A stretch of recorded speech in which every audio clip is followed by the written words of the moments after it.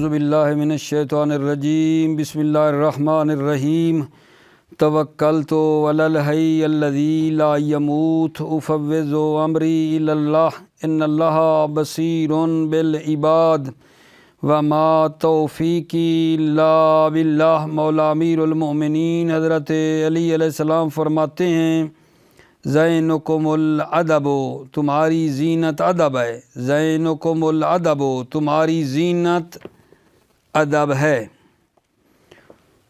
بسم اللہ الرحمن الرحیم والضحیٰ وعلم نشرح سورۃ واحدۃ والفیل والایلاف سورۃ۔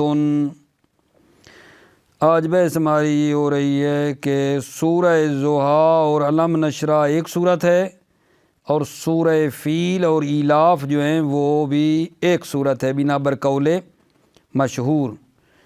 اگر کوئی آدمی ان دو میں سے ایک کو پڑھے گا ایک رکعت میں تو دوسری کا پڑھنا واجب ہے۔ توجہ فرما رہے ہیں آپ؟ یعنی ان دو صورتوں میں اگر کوئی سورہ ضحیٰ پڑھے تو علم نشرح کا پڑھنا واجب ہے، فیل پڑھے تو ایلاف کا ساتھ پڑھنا واجب ہے۔ بہت توجہ فرمائیں۔ ایک ہمارے استاد کہہ رہے تھے کہ ہمارے ایک عزیز تھے، وہ نماز پڑھاتے رہے کچھ عرصہ اور ان کی یہ عادت تھی کہ وہ مثلا صرف علم نشرح پڑھتے تھے یا ایک جگہ پہ وہ سورہ فیل ہی پڑھتے تھے، جبکہ بعد میں وہ متوجہ ہوئے کئی سال کے بعد کہ یہ جناب عالی یہ تو نماز میں ایک پڑھیں فیل تو ایلاف بھی پڑھنی پڑتی ہے، ضحیٰ پڑھیں تو علم نشرح بھی پڑھنی پڑتی ہے، یہ دونوں کا حکم نماز میں ایک ہے، دونوں گویا ایک ہیں، ٹھیک ہے نا نماز میں۔ اور یہ ایک مسئلہ ہے، اور جب یہ ہم دو صورتیں پڑھیں نا تو ان کے درمیان بسم اللہ الرحمن الرحیم کا پڑھنا بھی واجب ہے، درمیان میں بسم اللہ الرحمن الرحیم کا پڑھنا واجب ہے۔ نماز میں تو سب کا اتفاق ہے کہ یہ سورہ ضحیٰ اور علم نشرح جو ہے نا دونوں کو پڑھنا چاہیے، فیل اور ایلاف کو بھی پڑھنا چاہیے۔ تھوڑا اختلاف اس میں ہے کہ یہ نماز میں ٹھیک ہے، حکم کے اعتبار سے دونوں کو پڑھنا چاہیے، لیکن کیا یہ دو صورتیں ہیں یا ایک صورت ہے؟ دو صورتیں ہیں یا ایک صورت ہے؟ تو اس میں نا یہ تھوڑا سا اختلاف ہے۔ بعض کہتے ہیں کہ یہ ایک صورت ہے اور بعض کہتے ہیں یہ دو صورتیں ہیں۔ نماز میں تو فائدہ ظاہر نہیں ہونا، ایک معنی پھر بھی پڑھنی ہے دونوں کو، دو معنی پھر بھی پڑھنی ہے۔ فائدہ ایک معنی یا دو معنی اس نماز کے علاوہ ظاہر ہوگا۔ یعنی اگر کسی آدمی نے منت اور نذر کی ہو کہ میں ایک سورہ حفظ کروں گا، تو اگر ہم نے کہا دو ہیں تو وہ سورہ جو ہے نا فیل بھی حفظ کر لے تو ٹھیک ہے، اگر ہم نے دو مانا تو ایک بھی ان میں کر لی، فیل کر لی یا ایلاف کر لی تو کافی ہے، ٹھیک ہے یا نہیں؟ لیکن اگر ہم نے دو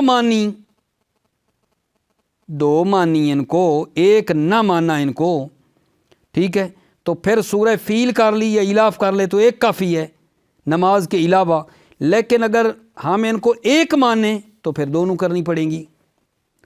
فائدہ دونوں صورتیں ایک ہیں یا دو ہیں، نماز میں تو ظاہر نہیں ہوتا نا، نماز میں تو ہر حال میں پڑھنی ہے، نماز کے علاوہ ظاہر ہوگا۔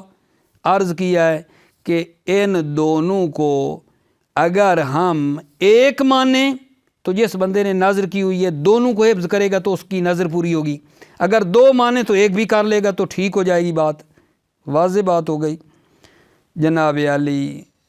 اس کے بعد ہماری واجبات نماز میں سے میرے خیال میں پانچواں بن رہا ہے واجبات نماز میں سے، وہ ہے رکوع۔ رکوع کرنا واجب ہے، رکوع کرنا واجب ہے، یعنی اتنی مقدار میں جھک جائے کہ اس کی ہتھیلیاں نہ آ جائیں، ہتھیلیاں وہ گھٹنوں کے اوپر آ جائیں، اس کی ہتھیلیاں گھٹنوں تک پہنچ جائیں، اس کو کہتے ہیں رکوع، اس کو کہتے ہیں رکوع۔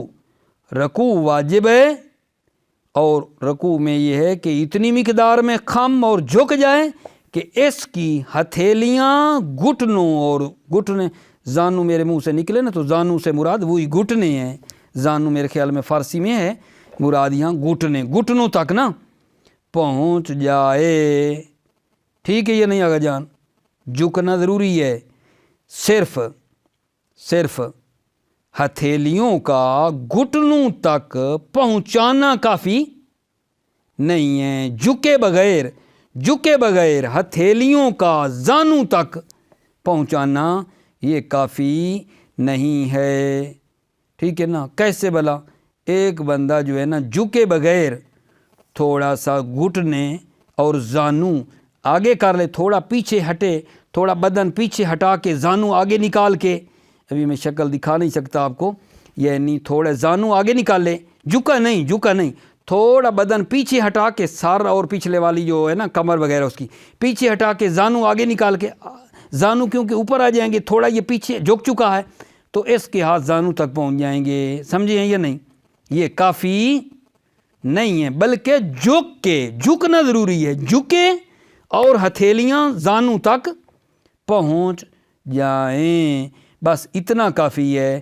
لیکن ان ہتھیلیوں کا ان گھٹنوں اور زانو پر لگانا واجب نہیں ہے، اگرچہ مستحب ہے.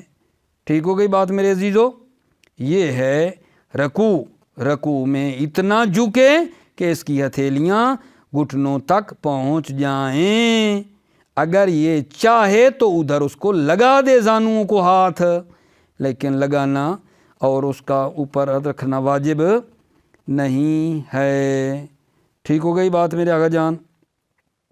یہ جو گھٹنوں کو لگنا چاہیے نا، وہ ہتھیلی کا باطن کے ایک جز بھی لگ جائے تو کافی ہے. ہتھیلی کا باطن کا ایک جز بھی تھوڑا سا لگ جائے نا تو گویا کہ پہنچ گیا.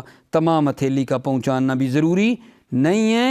انگلیوں کے سرے اگر لگتے ہیں، ہتھیلی نہیں لگتی تو وہ بھی کافی نہیں ہے. تو یہ جو رکوع کرنا ہے کتنی مقدار میں؟ اتنی واجب ذکر کی مقدار جتنا وہ جھکے، حالت اطمینان میں رہے اس کے اعضاء. واجب ذکر کی مقدار جتنا وہ جھکا رہے، واجب ذکر کی مقدار اس کے لیے ہے. پھر اب یہ بات ہو سکتی ہے کہ جی وہ ذکر واجب جو ہے، ذکر واجب وہ کیا ہے؟ میرے خیال میں وہ بعد میں بتاتا ہوں، پہلے یہ پڑھ کے لے آتا ہوں آپ کی خدمت میں. توجہ فرمائیے. بسم اللہ الرحمن الرحیم. توکلت علی اللہ حسبی اللہ والضحیٰ وعلم نشرح سورۃ واحدۃ. سورہ ضحیٰ اور علم نشرح ایک سورت ہے. والفیل والایلاف سورۃ، سورہ فیل اور ایلاف ایک سورت ہے. فی المشہور بنابر قول مشہور، فی المشہور یہ ظاہراً دوسرے سے مربوط ہے. فیل اور ایلاف سورۃ فی المشہور سورت ہے، فی المشہور بنابر قول مشہور. فلو قرأ احدہما فی رکعۃ وجبت الاخری علی الترتیب. اگر کوئی احدہما ان دونوں میں سے ایک کو پڑھے گا رکعت میں تو دوسری کا پڑھنا واجب ہے علی الترتیب، ترتیب کی بنا پر. ضحیٰ پھر علم نشرح فیل پھر ایلاف. والاخبار خالیۃ من الدلالۃ علی وحدتہما. شارح فرما رہے ہیں یہ اخبار خالی ہیں من الدلالۃ علی وحدتہما، ان دونوں صورتوں کے ایک ہونے پر دلالت کرنے سے اخبار خالی ہیں. اخبار خالی ہیں کس بات سے؟ من الدلالۃ علی وحدتہما، ان دو صورتوں کے ایک پر دلالت کرنے سے خالی ہیں. یعنی اخبار میں یہ بات نہیں ہے کہ دونوں صورتیں ایک صورت ہیں، یہ بات نہیں ہے. وَإِنَّمَا دَلَّتْ عَلَىٰ عَدَمِ اِجْزَاءِ اِحْدَاهُمَا. انما دلت اخبار دلالت کرتی ہیں علی عدم اجزاء احداہما، ان دو صورتوں میں سے ایک مجزی نہیں ہے، ان دو میں سے ایک کافی اور مجزی نہیں ہے. اخبار میں یہ بات ہے، ٹھیک ہے نا، یہ نہیں ہے کہ یہ دونوں ایک ہیں، ٹھیک ہے نا. وفی بعضها تصریح بالتعدد مع الحکم المذکور. اور بعض اخبار میں تو تصریح اور وضاحت ہے کہ یہ متعدد ہیں، یعنی دو ہیں، دو मअल हुक्म मज़कूर, हुक्म मज़कूर के साथ। क्या मतलब हुक्म मज़कूर? यानी नमाज में तो हर दो का हुक्म पढ़ने का है, एक रकात में दोनों पढ़नी चाहिए। दो हैं, ठीक है, दो हैं, लेकिन नमाज में दोनों को पढ़ना चाहिए। हुक्म मज़कूर का इशारा ये है कि दोनों को पढ़ना ज़रूरी है। फ़ी बाज़हा, बाद अखबार में तसरी है तअद्दुद की कि ये दो हैं, माल हुक्म मज़कूर, हुक्म मज़कूर के साथ। हुक्म मज़कूर यानी दोनों को एक रकात में पढ़ना ज़रूरी है। वल हुक्म मिन हैसुस्सलात वाहिदुन, हुक्म जो है ना नमाज के लिहाज से एक है, हुक्म नमाज के लिहाज से एक है। व इन्नमा तज़हरुल फ़ायदा तो फ़ी गैरिहा, फ़ायदा ज़ाहिर होगा गैर नमाज में, गैर नमाज में। यानी हम इसको दोनों सूरतों को एक समझते हैं या दो समझते हैं, इसका फ़ायदा नमाज में नहीं, नमाज के अलावा ज़ाहिर होगा। वो अर्ज़ की अगर कोई नाज़र करे कि मैं एक सूरा हिफ्ज़ करूँगा और हम इस बात के कायल हैं कि ये दो सूरतें हैं, तो फिर इनमें ज़ुआ हिफ्ज़ कर ले, अलम नशरा कर ले, फ़ील कर ले, इलाफ़ कर ले, ठीक हो जाएगा।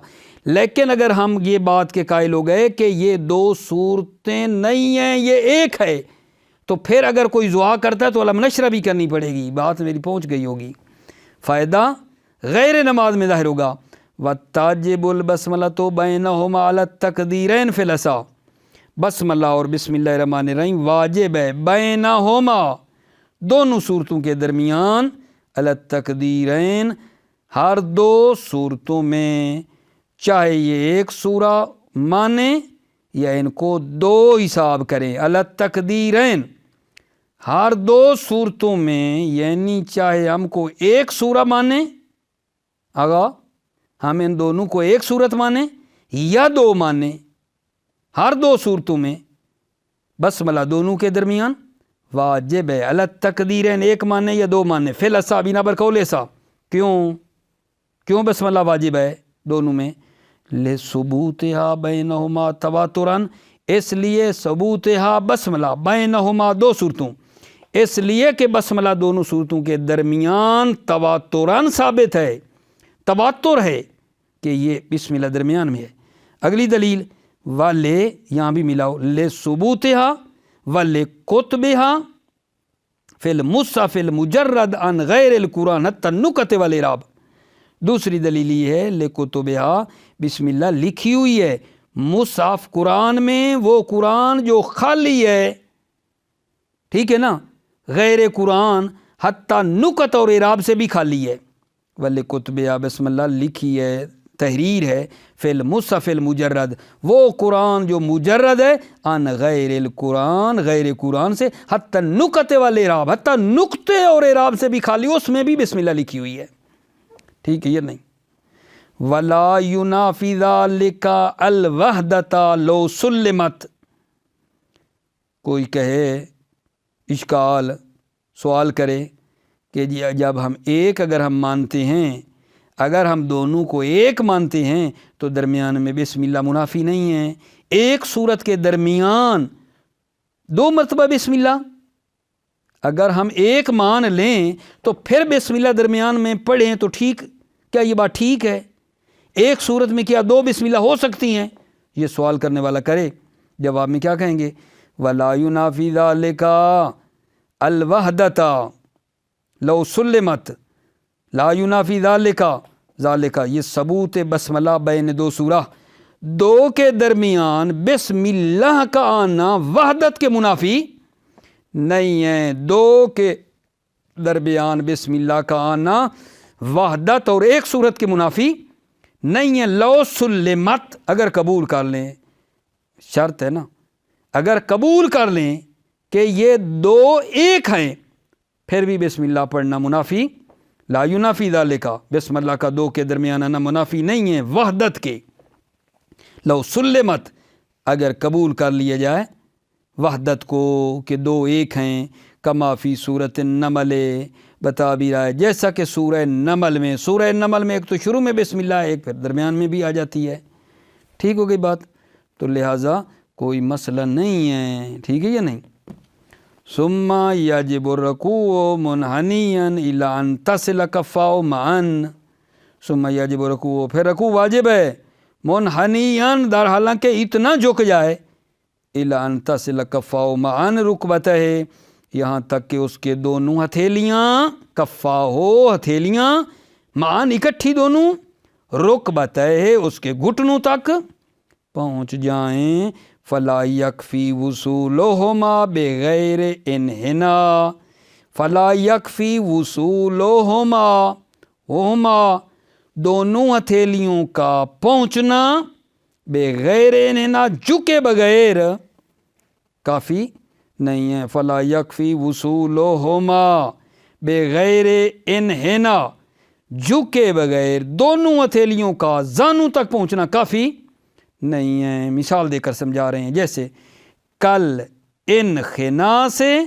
ما اخراج الرکبتین، کیا مطلب انخناء سے ما اخراج رکبتین، یعنی بدن کو تھوڑا پیچھے کھینچے اور گھٹنے آگے نکالے، جو میں نے بتا رہا تھا۔ انخناء کیا ہے؟ تھوڑا بدن، سر کو تھوڑا پیچھے کر کے، کمر اور زانوں آگے کر کے، ہاتھ لگا دے، اپنے ہاتھ لگا دے، انخناء کر کے بدن را، فارسی میں کہتے ہیں بدن اشرا بے عقب کش زانو اشرا جلو، زانوں گھٹنے آگے، بدن تھوڑا پیچھے کر کے ہاتھ لگا لے، یہ ٹھیک نہیں ہے۔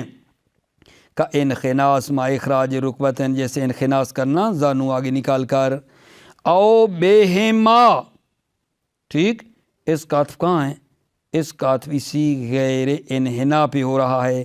فلا یکفی وصولہما بغیر انحناء کل انخناء، فلا یکفی وصولہما بہما، وصولہما بہما کافی نہیں ہے ہتھیلیوں کا، ٹھیک ہے، بے سبب کیا غجان، با سببیہ لے لیں، ہیما کفین، ہتھیلیوں کا ہتھیلیوں کے سبب سے زانوں تک اور گھٹنوں تک پہنچنا کافی نہیں ہے۔ ایسے لمبے ہاتھ کر کے ہتھیلیاں وہاں تک پہنچا دے، جھکے مکے نہیں۔ فلا یکفی وصولہما بہما، وصولہما ہتھیلیوں کا ہتھیلیوں کے سبب سے پہنچانا کافی نہیں ہے زانوں تک۔ والمراد بوصولہما بلوغہما قدراً، مراد وصولہما دو ہتھیلیوں کا، بلوغہما دو ہتھیلیوں کا پہنچنا ہے، قدراً اتنی مقدار میں، لو اراد ایصالہما وصلتا، اگر وہ ارادہ کرے ایصالہما، ہما یہ دو کف اور ہتھیلیوں کے پہنچانے کا اگر ارادہ کرے، وصلتا تو پہنچا دے، اذ لا یجب الملاصقۃ، چونکہ پہنچانا اور ملاصقہ کہتے ہیں چسپاندن فارسی میں، ان کا وہاں لگانا اور متصل کرنا واجب نہیں ہے۔ والمعتبر وصول جز من باطن ہی، معتبر یہ ہے باطن کف کی جز کا پہنچنا جو ہے نا، معتبر ہے باطن کف کی جز، لا جمیعہ، نہ کہ تمام کف، تمام ہتھیلی نہیں، کف کی ایک جز بھی پہنچ جائے تو کافی ہے۔ ولا رؤوس الاصابع، اور نہ ہی انگلیوں کے سرے کا پہنچانا جو ہے نا وہ کافی ہے، وہ بھی ٹھیک نہیں ہے انگلیوں کے سرے پہنچانا۔ مطمئنن، مطمئنن در حالانکہ وہ کیا ہو، مطمئن ہو رکوع میں، مطمئن حال ہے، در حالانکہ مطمئن ہو فی ہے رکوع میں، بحیث تستقر الاعضاء، اس حیثیت کے ساتھ کہ اس کی اعضاء مستقر ہوں، بقدر الواجب ذکر، واجب ذکر کی مقدار جتنا وہ کیا ہو رکوع میں، مطمئن ہو، مع الامکان، امکان کی صورت میں یہ بات ہے۔ کیوں بھلا امکان کی قید لگائی ہے؟ کیونکہ ممکن ہے کسی کے لیے ممکن ہی نہ ہو تو پھر تو وہ اشارے کرے گا نا، پیچھے بات گزری ہے رکوع کے لیے۔ موفق مؤید رہو، سلامتی میرے عزیزوں کی، السلام علیکم ورحمۃ اللہ وبرکاتہ۔